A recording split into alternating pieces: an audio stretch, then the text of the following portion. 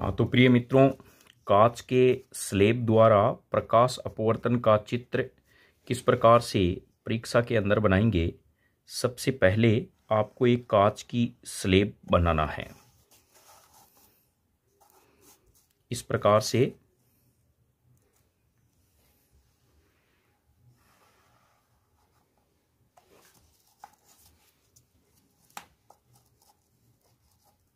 क्योंकि यह चित्र परीक्षा में इस बार 100% कक्षा 10th में पूछा जाएगा,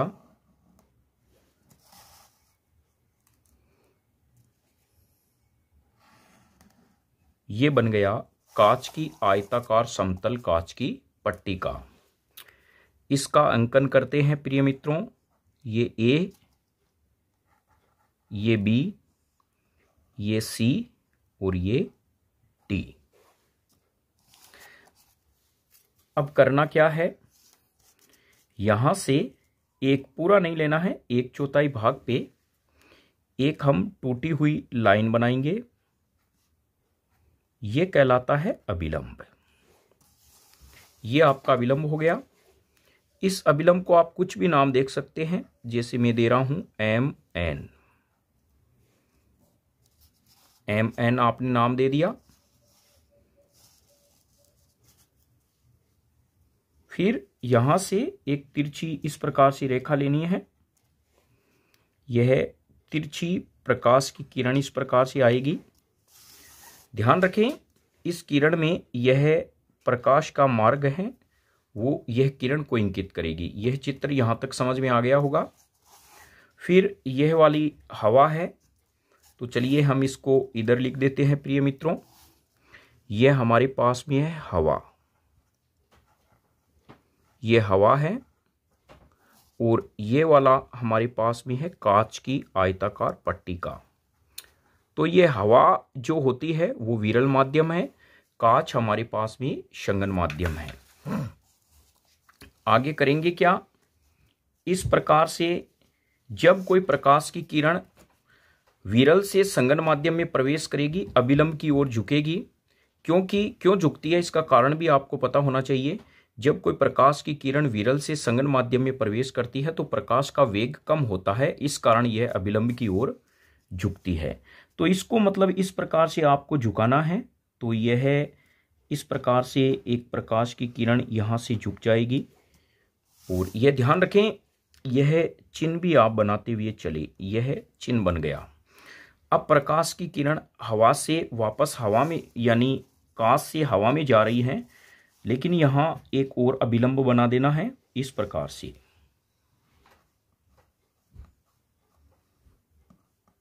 यह अभिलंब बन गया। इसका नाम आप कुछ भी दे सकते हैं प्रिय मित्रों। जैसे उस वाले को हमने M दे दिया, तो इसको M डैश N डैश दे देते हैं, या P या Q दे सकते हैं।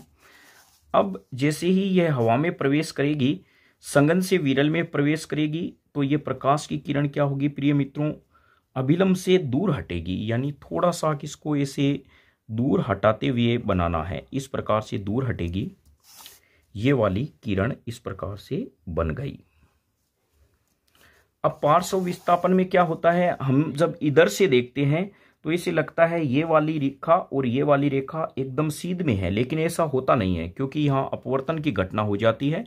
जैसे पानी में रखी हुई छड़ है गिलास में, वो मुड़ी हुई दिखाई देती है, उसी प्रकार लगता तो ऐसे है कि यह रेखा ये वाली और ये वाली जब हम कांच में देखते हैं तो सीधी दिखाई देती है, लेकिन होता नहीं है।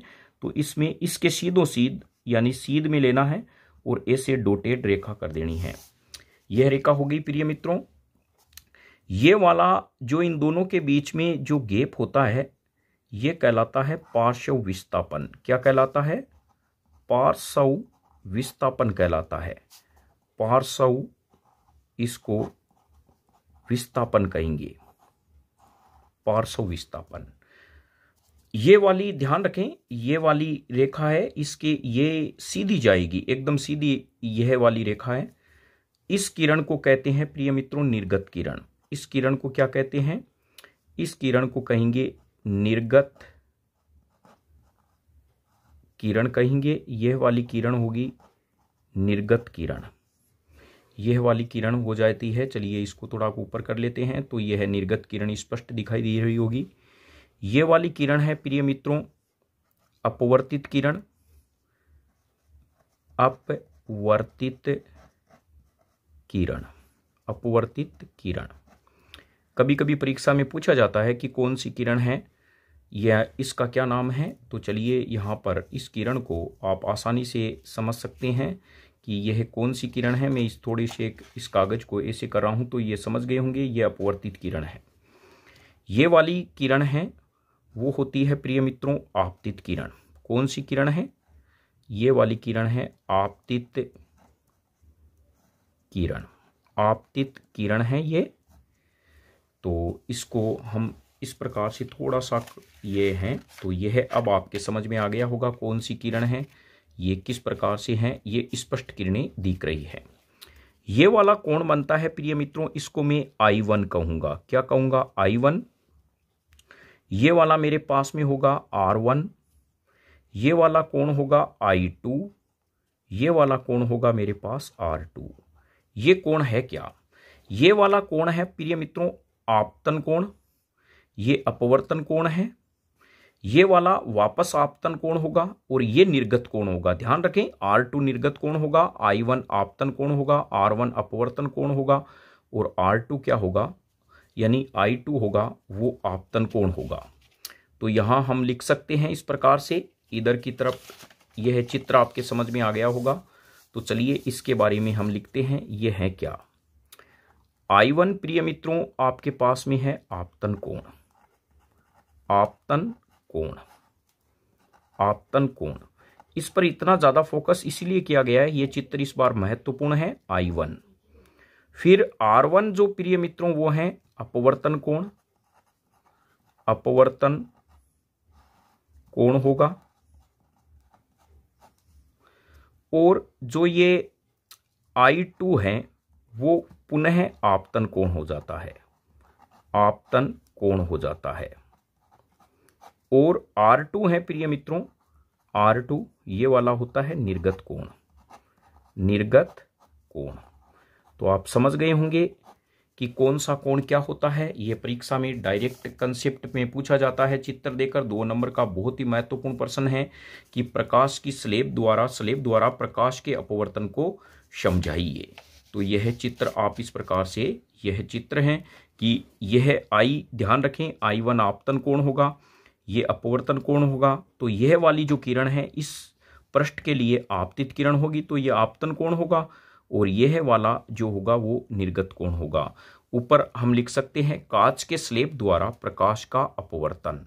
तो मैं उम्मीद करता हूं ये चित्र आपके समझ में आ गया होगा। जय हिंद, वंदे मातरम।